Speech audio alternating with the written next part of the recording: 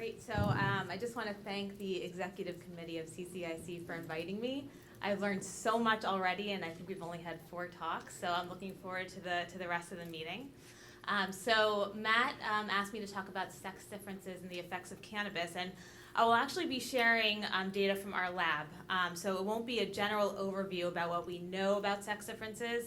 I'll get into some of the preclinical literature, but I'll mostly be relying on our own data to demonstrate how in humans there are sex-dependent effects of THC primarily.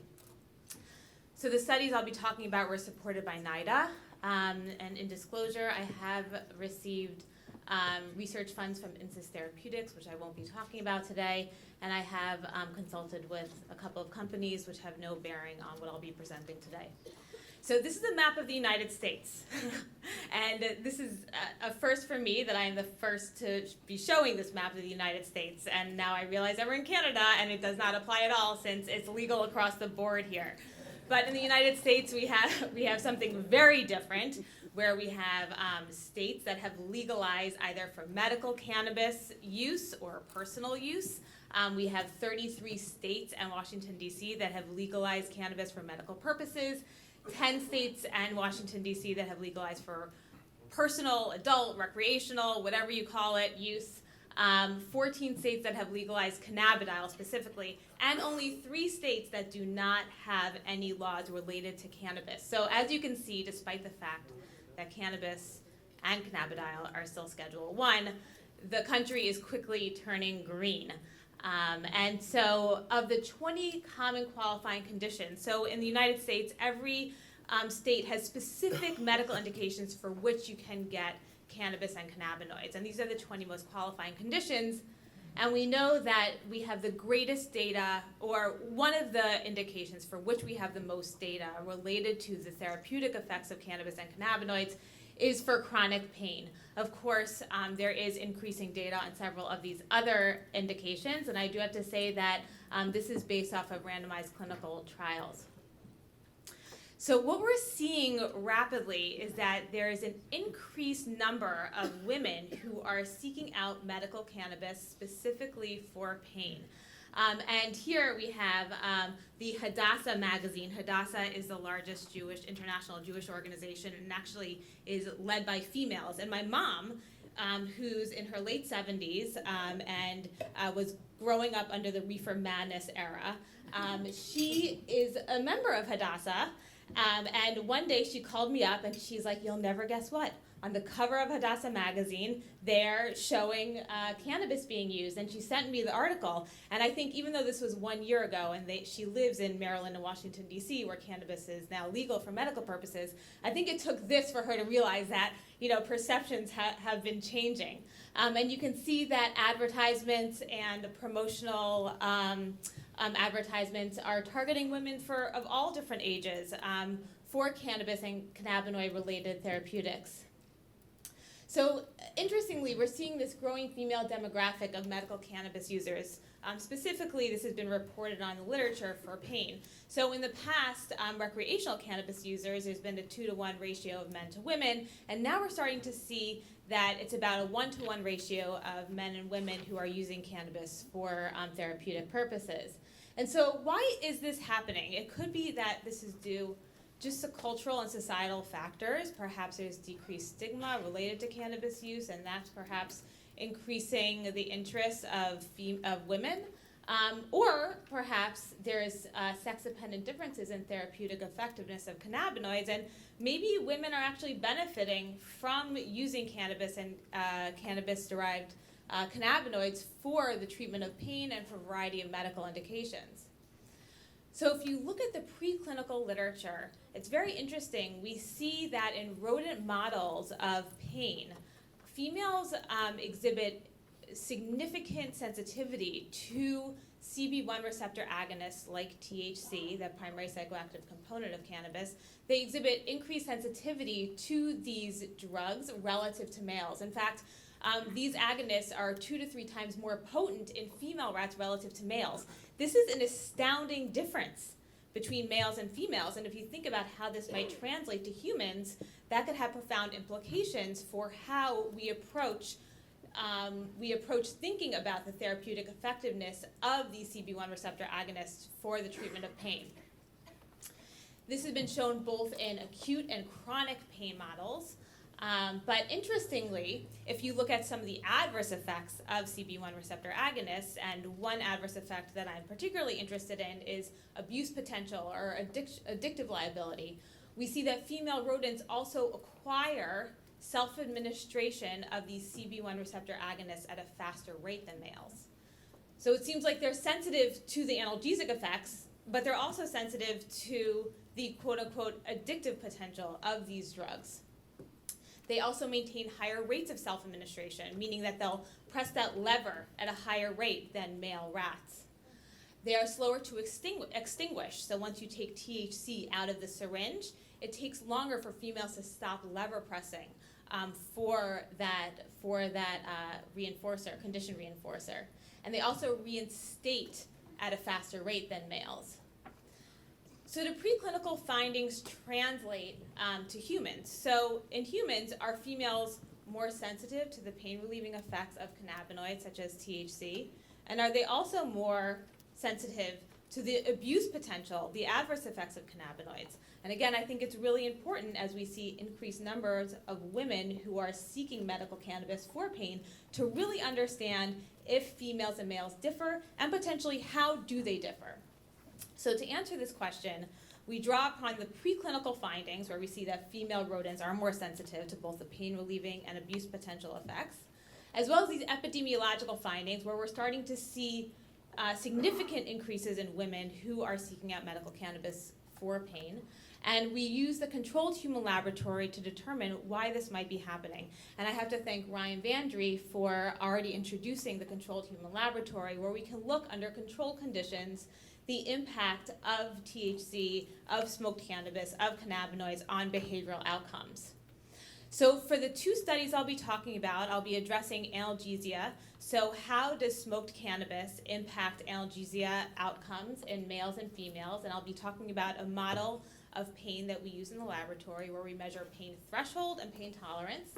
And I'll also be talking about abuse liability. And we measure abuse liability two ways. We can look at the subjective effects of cannabis in people, where we just ask people, how good of an effect do you have? How high are you? Do you like this effect? And we can also look at what we call the reinforcing effects, where we have a paradigm where we can have participants self-administer cannabis in the laboratory. So similar to the animal model, where animals work for a certain dose of drug, we can have participants do some behavior in order to gain access to a drug. So for these studies, we compared active cannabis, so this is cannabis with THC, the primary intoxicating component of cannabis, versus placebo, and this is cannabis with no THC in it. And we exclude participants with psychiatric disorders, medications, drug use other than cannabis, as well as pain.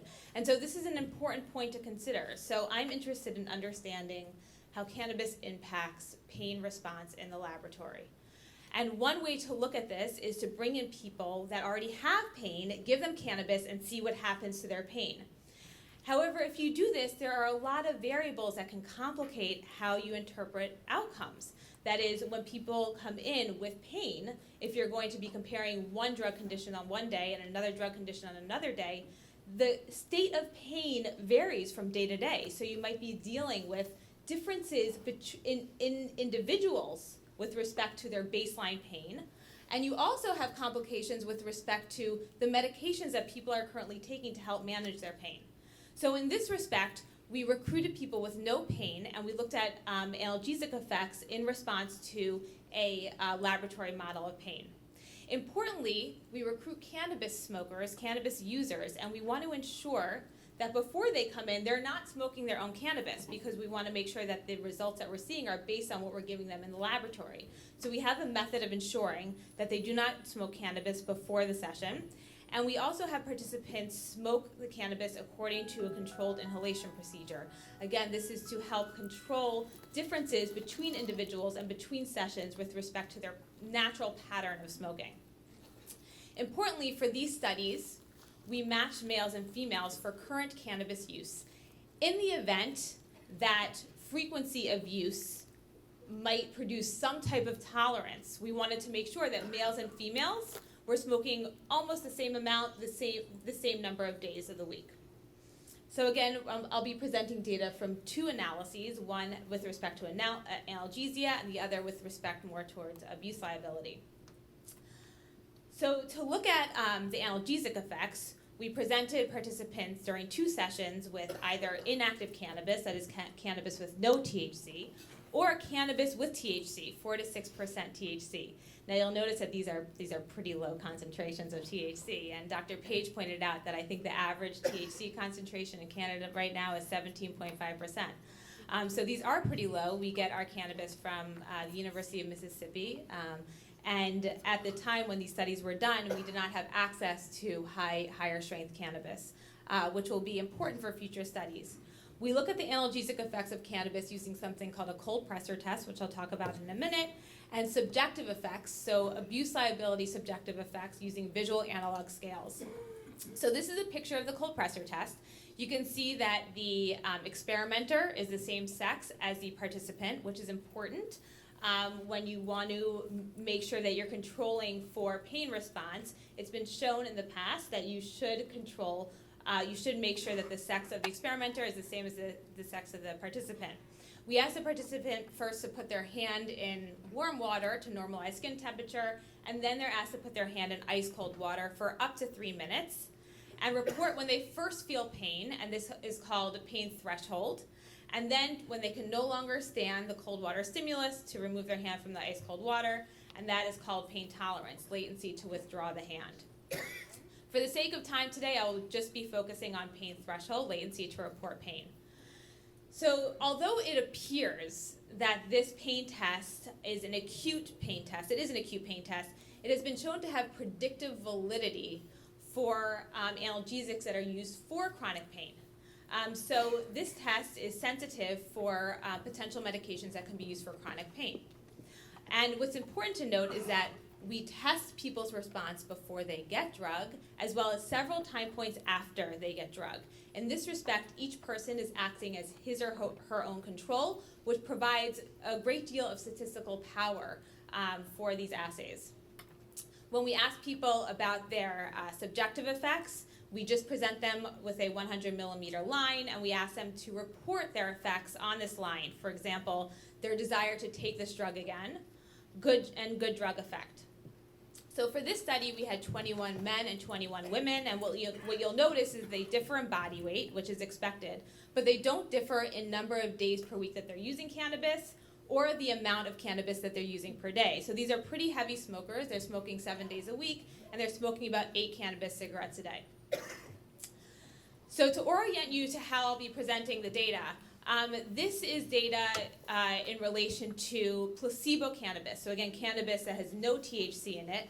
And you'll see on the left-hand side their baseline time to report pain when their hand is in the ice-cold water. And you can see under baseline conditions, before these men receive any drug at all, any cannabis, you can see that their baseline time to say that they feel pain is about 15 seconds.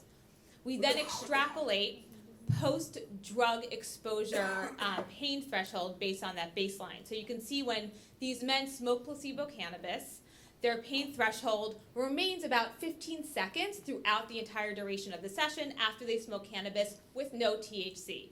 So you can see that there's no fluctuation across the session with respect to their pain threshold after they receive placebo cannabis. When these men receive active cannabis, so again, this is cannabis with 4 to 6% THC, and I would like to point out again, these are low-strength cannabis. We see robust increases in pain threshold, where males are able to keep their hand in the ice-cold water for about twice as long before reporting they feel pain. Interestingly, when you look at women, we don't see this effect at all. We don't see a significant difference between placebo or active cannabis. And you can see the significant difference between men and women here. When we looked at positive subjective ratings, we saw that placebo, there was a certain expectancy effect where when participants were asked if they would like to take that cannabis again, they did respond about 20 millimeters on the 100 millimeter line, but we saw a significant increase when they were administered active cannabis, and this was true for both males and females. And although there did seem to be an increase among females here, it was not significantly different from males. Similar for drug liking, we saw a significant effect with active cannabis. Males and females did not differ for drug liking. And they also did not differ with respect to their subjective ratings of intoxication. So they got similarly as high. So to summarize, cannabis decreases pain response in males, but no effect in females. So this was really surprising to me and frankly disappointing because I always like to see nice translation from preclinical to clinical studies.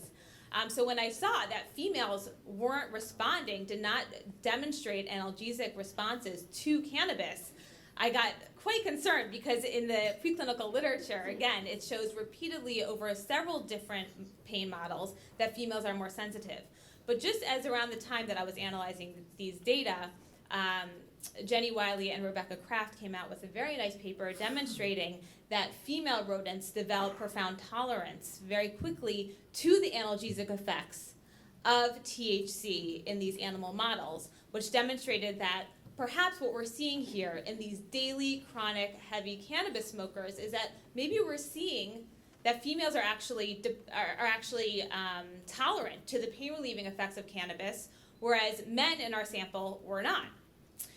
But it's important to note that although females did not demonstrate or exhibit analgesic responses to cannabis, they responded similarly to the subjective or abuse-related effects of cannabis despite this lack of analgesia. So there's definitely evidence here that sex plays a significant role in cannabinoid effects, specifically THC. We haven't yet looked at cannabidiol or other cannabinoids as of yet. So for study 2, I wanted to hone in more on this abuse potential of cannabis. And is it possible to extrapolate from the subjective ratings? Again, people are reporting that they like, women are and men are reporting that they like cannabis similarly, and they're reporting that they would like to take it again similarly. What if you actually gave them the opportunity to self-administer, to take the cannabis? Would we see differences between men and women? So for this analysis, we compared placebo cannabis to active cannabis. This was 5.6% THC. And participants smoked the cannabis in the morning according to experimenter-controlled procedures, where participants were given the joint, were given the cigarette, and were told to smoke in a particular way. And they were also said, pay attention to how the cannabis makes you feel. Because in the afternoon, you'll be given an opportunity to self-administer this cannabis at $1 per puff, up to 3 puffs, okay?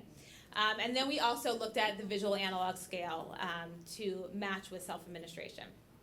So we had 13 men and 13 women. Again, they differed in body weight, but they did not differ in the days per week that they used cannabis or how much cannabis they used. You could see on average they smoked about 8 cannabis cigarettes a day. So when we look at puffs purchased of placebo, we did not see differences between men and women. So there was some purchasing of the placebo cannabis, as would be expected just based on expectancy or placebo effect. And when we looked at active cannabis, we saw a significant difference in both men and women with respect to placebo, but we saw a greater increase in active cannabis self-administration among the female participants relative to the males. When we looked at positive subjective effects such as good effect, we saw enhanced ratings of good effect among females, drug liking, but we saw similar ratings of high statistically, even though it looks like females are a little bit higher. They did not, there was no significant difference. So to summarize, females self-administer more active cannabis than males. Females endorse higher subjective ratings associated with abuse liability, and this is actually consistent with the preclinical findings that have been shown before, demonstrating that female rodents show greater self-administration of CB1 receptor agonists like THC. So there are a lot of things to consider here. We didn't do a dose-dependent analysis. We looked at one dose of cannabis. It's always important to look across ranges of doses to determine if maybe there is dose-related effects for behavioral endpoints.